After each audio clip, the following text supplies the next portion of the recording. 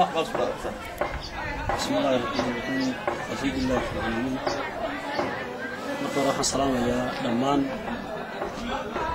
دمان بشوية رئيس المال قبيلة كردون هدية هاي قويانك يا هدية هاي وحدرتك يا هدية هاي سرادية قبيلة كردون خاصة نحن قوني وسلام يا قبل شوكته يتقدر كل دمان أن يترئيس المال وحنا السلام يا السلام عليكم ورحمة الله وبركاته. هدي عن كار لو يجيب هذا شكل جديد وحياه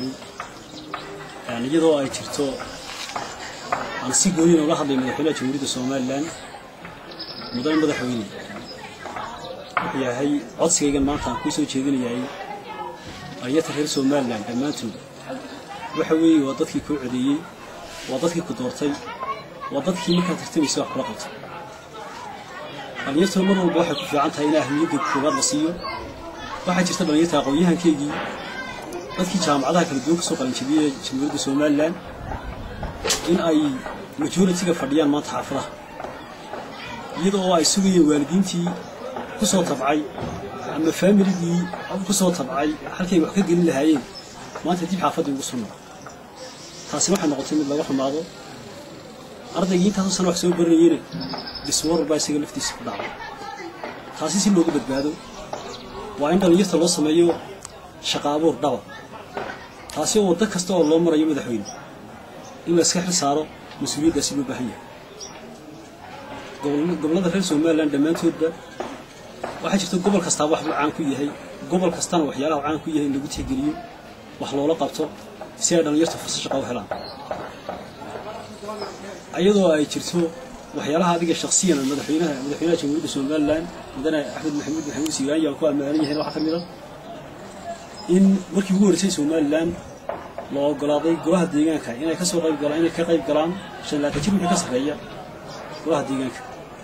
taasina aan karo fursad fiican u soo yeetay dhammaan bulshooyinka reer Soomaaliland iyadoo waddankan u baahan yahay jiil cusub ama new generation taasina ay noqon karto mid koowaad aan ku qabsan karno waxa taana daliil u ah markii waftigeeda hogaamiyaysa Jamhuuriyadda Soomaaliland ee tigan Ingiriiska dadka qurbajoogtii reer Soomaaliland soo baxay dhammaan 90% ama 80% waxa ay dad dhalinyarada iyagoo mudadii madaxweynayntii aan tagnay oo laba balaaran ka galeen iyagoo wacyi gashan qadiyadda guud difaacaya jecelna inay qaranka wax la qabtaan qurbajoogtuna dhalinyarteeduna saasay markasta uga hormartay Soomaaliland sidii wax ku noqon lahayd dhalinyarta reer Soomaaliland ee gobolada Soomaaliland ka soo kala jeedaan wuxuu gobol kasta dhalinyartu diyaar u tahay in qarannimada la ilaashado meel looga soo jeesto danta guud loo mido marka madaxweyne waxaan ku leeyahay anigoo ah Suudaanka guud ee dhalinyarta Soomaaliland Suudaan Cabdiraxmaan Axmed Shuuqi inaad ahmiyadda koobaad siiso dhalinyarta qof kastaana wixii uu bartay lagu tixgeliyo iyadoo loo eegayn qabiil aan loo eegayn gobol aan loo eegaynin wax kale qof kastaana lagu tixgeliyo waxa uu yaqaano ardayga miskiga soo bartay lagu tixgeliyo miskinnimadiisa inuu ku shaqayn karo ardayga businesska soo bartay inuu businesska lagu tixgeliyo inuu ku shaqayn karo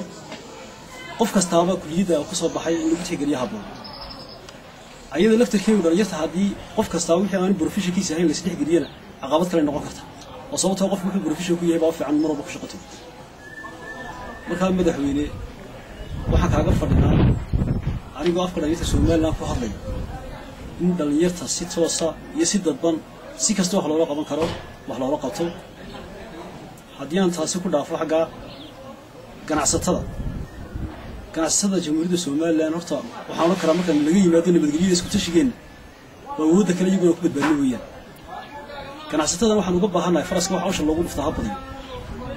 inay ganacsataduna shaqaabuur ka sameeyaan dhammaan dalka qaybihiisa kala duwan ilaa gobol ilaa tuulo taasi oo fursad keeni karta in dhalinyarta ay ka helaan shaqooyin iyagoo aqaladoodii fadhiya oo aan taariib iyo dhibaato iyo burbur iyo qax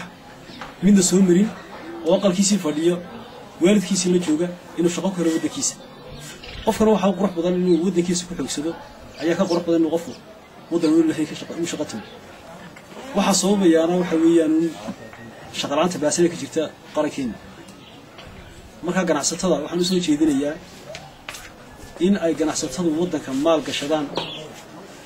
ay dadka shaqo u abuuraan boqolkiiba 80 dhalinyaro laga dhigo dadka shaqaynaysa taasina waxay keenaysaa in qof kasta dhalinyaro waddankiisa la xajala ka qabo uu halgamo qaranimadiisa u difaaco dad midaysan la noqdo in ganacsatada ay xil iska saarto inay ku qanciso jamhuuriyadda ganacsatada aan ahayn u dhalan Soomaaliland inay waddanka keenaan ay ku qanciyaan waddanku inuu yahay waddan dimuqraadiya horumar leh qaranimadiisa madax bannaan cid kastoo maal gashanaysa gacmo furan ku soo dhaweeyaan oo waddanka sida ay ganacsatada kale u keen lahayn inay ku hamiyaan taasi waa mas'uuliyad saaran ganacsatada haddii aan taasi taa ku dhaafon dhalinyarta la hadlo waxaan leeyahay dhalinyarta jamhuuriyadda Soomaaliland gobol kasta ha joogo degmo kasta ha joogo tuulo kasta ha joogo waxaan leeyahay in nabadgelyada mar walba aan ka shaqeyno wax kastoo nabadgelyada dhibaato ku aan mar kasta ka fogaano wax kastoo nabadgelyada kor u qaaday inaan ka shaqeyno hay'adaha amniga mar walba inaan la shaqeyno aan garab joogsano qarankeena iyo gobolladeena iyo dadkeena iyo waalidiinteena wax kastoo dhibaato u keeni karaan inaan ka fogaano weeyii oo taasina xilkeega iska saarno sababtoo nabadgelyo haddii ay nabadgelyo jirin nololnimo taalo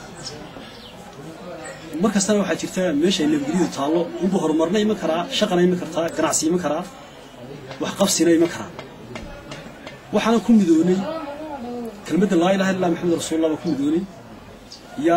calanka jamhuuriyadda Soomaaliland iyo magaca dhalinyarada inagu waxaan nahay hal qabiilkaan nahayna waa dhalinyaro markastana waa inaan gacmaha isqabsano qofka degan laascanood iyo qofka degan looyacado waa inaan noqdaan laba qof oo walaalaa qofna qof uma sheegan karo gobol qofna qof tuulo uma sheegan karo qof kasta oo Soomaaliland u dhashay wuxuu ku ganacsan karaa meel alla meesha cajabisa marka waxaan leeyahay mudane madaxweyne aan ku soo khatimaya dalka iyo dadka adiga oo maqan adiga lagu sugayaa waana kaaga fadhinaa ballanqaadadaadii adiga oo qaarna fuliyay inta qabyadana aan kugu dhiirigelinay inaad si dhab uga qayb qaadasid waxa kale waxaan ka salaamayaa saxaafadda jamhuuriyadda Soomaaliland ruuxaantiina noqotay saxaafadaasi kaliya ku badbaadnay haddii ay Soomaaliland sababtoo ah haddii ayna jirin dimuqraadiyaddan inagu aan sheeganayna maanta haddii ayna jirin saxaafaddu warbixintaadii gudbisa waxay noqonaysaa mid baqsi ku xiran laakiin waxay noo saamaxay maanta in dimuqraadiyaddeena iyo aqoonsi raadiskeena iyo halgankeena inaan ka dhaadhicino adduunyada saxaafadda ay noo suurtagelisay saxaafaddana si xushmad leh qiimo leh karaamo leh sharaf leh dawladdu la dhaqanto ay soo dhaweyso mar walbana lagu gacan siiyo wax kasta oo ka hor yimaada lagana caawiyo laguna soo dhaweeyo waxay mudan yihiin. Assalaamu calaykum waraxmatullaahi wabarakaatuh.